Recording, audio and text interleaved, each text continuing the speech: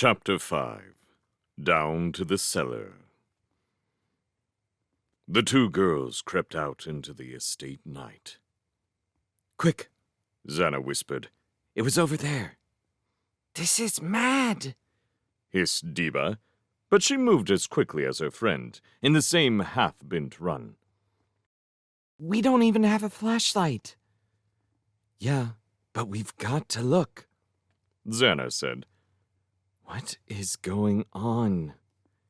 They shivered a little in the clothes they had quickly put on, looking nervously around them into darkness and halos of lamplight. They headed for the bins, and the hollow full of rubbish where they had seen the impossible spy. So it was some sort of remote control thing, innit? Diba said as Xana looked around in the smelly dark. And maybe, I don't know, maybe it had a camera or something and... Diba stopped, as what she was saying began to sound more and more unlikely. Come help me, Xana said. What are you doing? Looking for something. Xana said. What? Xana poked about in the rubbish, holding her nose as she prodded the overspill from the bins with a stick. There's going to be rats and stuff, Diba said. Leave it. Look, said Xana.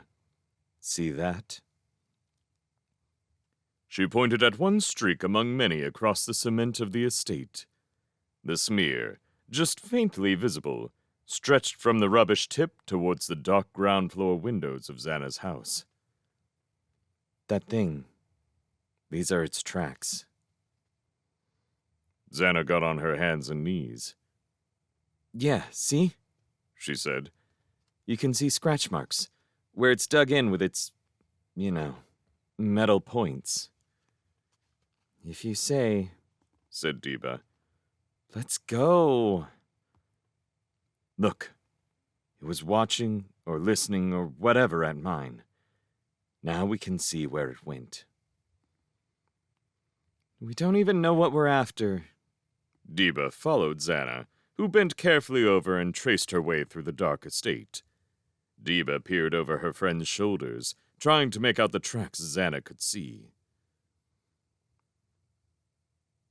You blatantly look like a mad person, Diba whispered.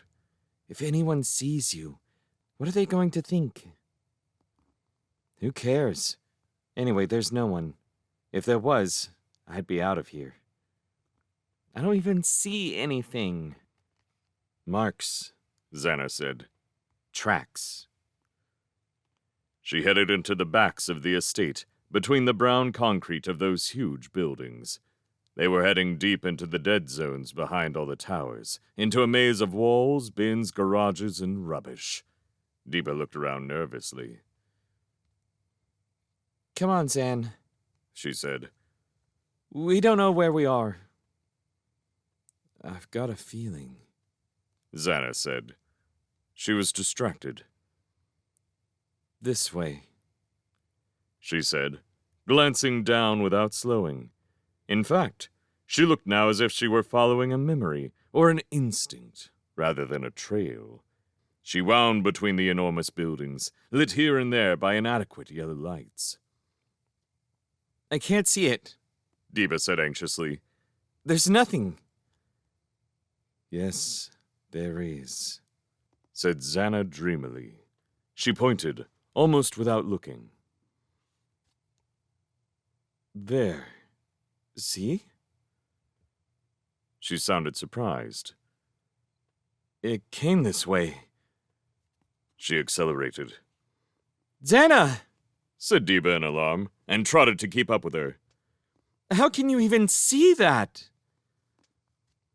The main road was just out of sight. Even at this hour, they could hear traffic. Xana turned a corner, moving almost as if she were being tugged. Wait! Said Diba, and came up behind her. In front of them, in the base of one of the monoliths, surrounded by puddles of pretty oily water, below a weakly shining lamp, the girls saw a door. It was ajar. On its threshold, even Diba could see it was marked with a smear of oil. No way, Deba said, eyeing Xana. You are not going there. Xana stepped inside, behind her shouting, Wait! Wait! Deba followed. Is anyone there? Xana said, not very loud. They were in a narrow corridor below ground level. The only windows were stubby ones by the ceiling, cracked and flecked with cobwebs and fly husks. The one or two bulbs let light out resentfully, as if they were misers who hoarded it. We are going, Deba said. There's nothing here. Pipes and wires ran along the walls and meters ticked. Hello? Xana said. The corridor ended in a huge basement. It must have stretched underneath almost the whole tower block. Along its walls were old tools. There was rope in thick puddles, and sacks, and rusted bicycles, and a dried-out, warmed-up fridge. Here and there were faint illuminations, and the light from street lamps came through the filthy windows. The girls could hear the moan of traffic. In the middle of the room was a pillar of pipes, where needles jerked up and down on gauges, and pressure was channeled by fat iron taps. In the dead center was an ancient, heavy-looking one the size of a steering wheel. It looked like it would open an airlock in a submarine. Let's go, whispered Deba. This place is scary. But slowly, Xana shuffled forward. She looked like a sleepwalker. Xana! Deba moved back towards the door. We're alone in a cellar, and no one knows we're here. Come on! There's more oil, Xana said. That thing, that umbrella was here. She touched the big spigot experimentally. When the wheel turns, she said. What? Said Deba. Come on! You coming? She turned her back. Xana gripped the wheel and began to turn it. It moved slowly at first. She had to strain. It squeaked against rust. As it went, something happened to the light. Deba froze. Xana hesitated, then turned the wheel a few more degrees. The light began to change. It was flickering.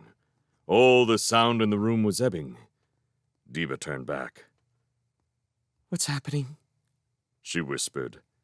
Xana tugged, and with each motion the light and noise faltered a moment, and the wheel turned a little farther. No, said Deba. Stop. Please. Xana turned the valve another few inches, and the sound and light shifted.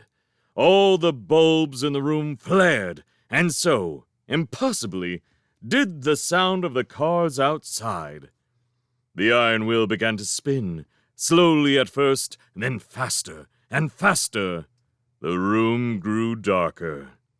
You're turning off the electricity, Deba said. But then she was silent, as she and Xana looked up and realized that the lamplight shining through the windows from outside was also dimming. As the light lessened, so did the sound. Deba and Xana stared at each other in wonder. Xana spun the handle as if it were oiled. The noise of cars and vans and motorbikes outside grew tinny, like a recording, or as if it came from a television in the next room. The sound of the vehicles faded with the glow of the main road. Xana was turning off the traffic. The spigot turned off all the cars and turned off the lamps. It was turning off London.